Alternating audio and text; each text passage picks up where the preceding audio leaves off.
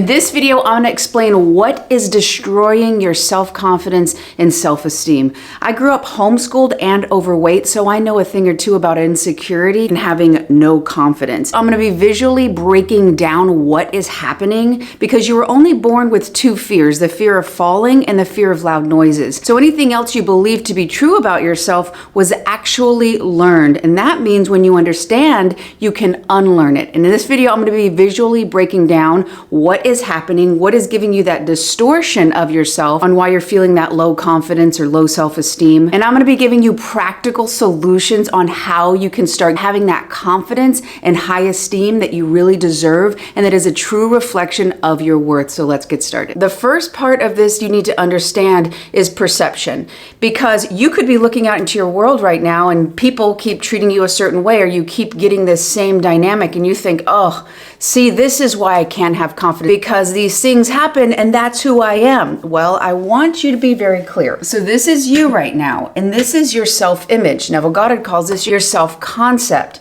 So whatever is in here, whatever your early on environment showed you or you perceive to be true about yourself, that's what's going to be in this box. It is your psycho-cybernetic mechanism, your set point and self-image of yourself. So if you grew up in an environment and you felt you weren't worthy, you felt not attractive, again, homeschooled and overweight, big idea that I wasn't very attractive, didn't feel good enough, no talent. This basically is a filter. So you don't see the world, and this represents the reality over here. So you don't see all of this. You see the world through this big filter. So whatever's in here, that's what you're going to find in your outside world. So this person who's like, yeah, you're not attractive, you're unworthy, maybe because they have their own stuff going on, you're going to connect with them because that's all you can perceive of, because right now your brain is blocking out all of this because you do not see with your eyes, you see with your brain, and whatever's been programmed. And the great news is, if it was programmed, that means you can change it to a different program. But the first thing you got to do is be aware that this is actually happening. Oh, no wonder. I saw myself as an overweight little kid. So sometimes when I got in situations, I felt I was that overweight little homeschool awkward kid. So I would start getting in my head and start being that kid, even though my environment, I was an adult. It triggered that, and that's who I became, because that's how I deeply saw myself until I realized that and changed it. So the first thing you got to understand is you're not seeing a clear reflection of yourself, you're seeing a clear reflection of who you believe yourself to be. This is a giant filter, and you can easily start to change this when you become aware of it. So where does the contents of this come from? You didn't just make it up. It came from experiences. Now the big thing here is whatever happened from even the last trimester of your biological mother to when you're about 7 years old. You were a giant sponge. We all are. We're basically getting programmed on how to human. Now those early on experiences are imprinted and they become a set point until you become aware of them and you re-reason. What does that mean? Well, basically, whatever your environment was, you had caregivers of some kind. These could be your parents, these could be uncles, these could be siblings, somebody who had kind of an authority over you. They knew better than you did because you're a vulnerable kid. You can't take care of yourself. You don't know how to make money. You can't get food. So you rely and you're vulnerable, and this person basically knows best. So you outsource your authority because you do not have the ability to have authority because you would die. Your physical survival depends on it.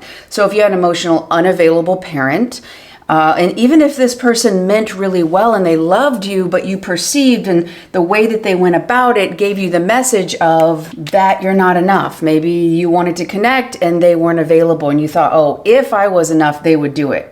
That they had the potential, but they just didn't give it to me because I was the lacking one. Because in this dynamic, you literally have to think this person knows everything better. You put them on a pedestal because you had no other choice. They are the ones that are in authority. So whatever they say is basically as it is. You could have an emotionally unavailable parent that was very wild and toxic, or you could have somebody who was really, really loving, but emotionally the dynamics, your needs didn't get met. So a whole lot of other things. Maybe your parent said something one day to you, right? When we think about not feeling attractive, maybe they made fun of you in front of another little kid, or maybe they said something about how your body looked, and that maybe you felt shame or guilt. That can get stored in your body, and you've been living your life. That gets right here. And even if they meant it as a joke, you didn't understand it. You stored it as fact. So you get it put right here, and guess what? You see the world through that situation, through that event. So knowing that this is happening, as a kid, your authority went to them, and then it got stored. And that's how you're seeing the world right now. So how in the world do you change this? You've got to understand that however you were treated, whatever you were told, again, could have been loving, could have been very toxic and traumatic.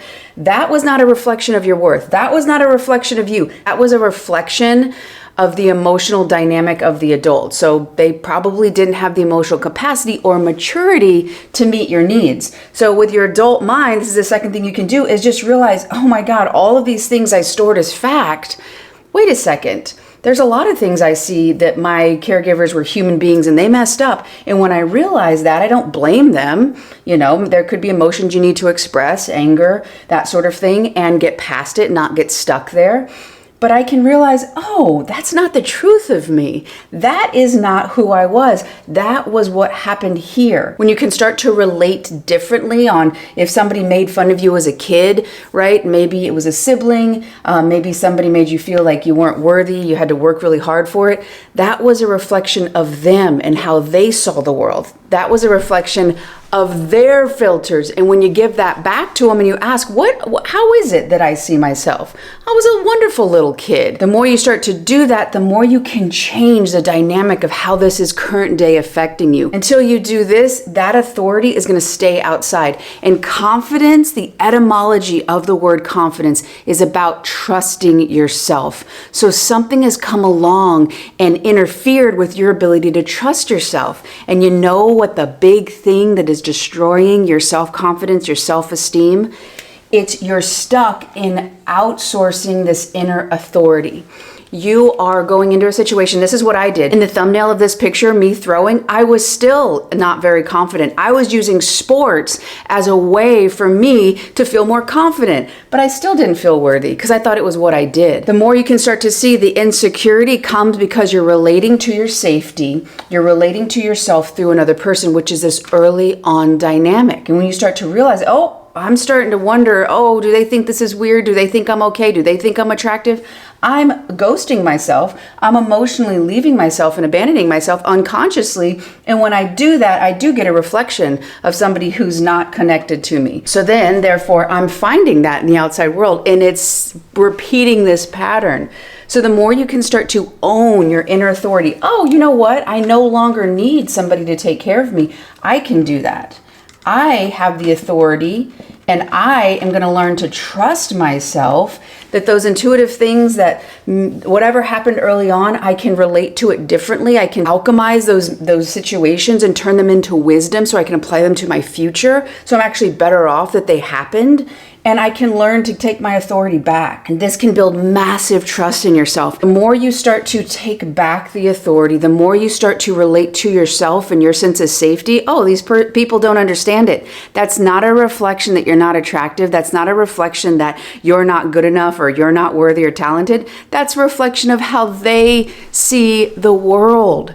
So if you get some sort of negative comments or some sort of uncertainty or a wild-eyed look, realize other people have filters. Everyone has filters. So if they're making a judgment based on you, most likely you know that that judgment is actually happening within them. That's how they choose to live in the world. And you can make a different choice. And just like they probably listen to different music or like different food, this is simply a different opinion y'all have. The more and more you start to take that inner authority, you're going to start to change this. because it's going to be relating to you and not what somebody else thinks. Then you're going to start to see the world through this vision, through this lens of perception. And you're going to start finding people, situations, circumstances in the world, literally things you could perceive of that would reflect back to you your true worth and would build the confidence you might reject. Has anyone ever come up to you and given you a compliment and you're like, what the hell? This is really uncomfortable. Let's change the subject. Let's make a joke. 'Cause I know I did. I did that all the time.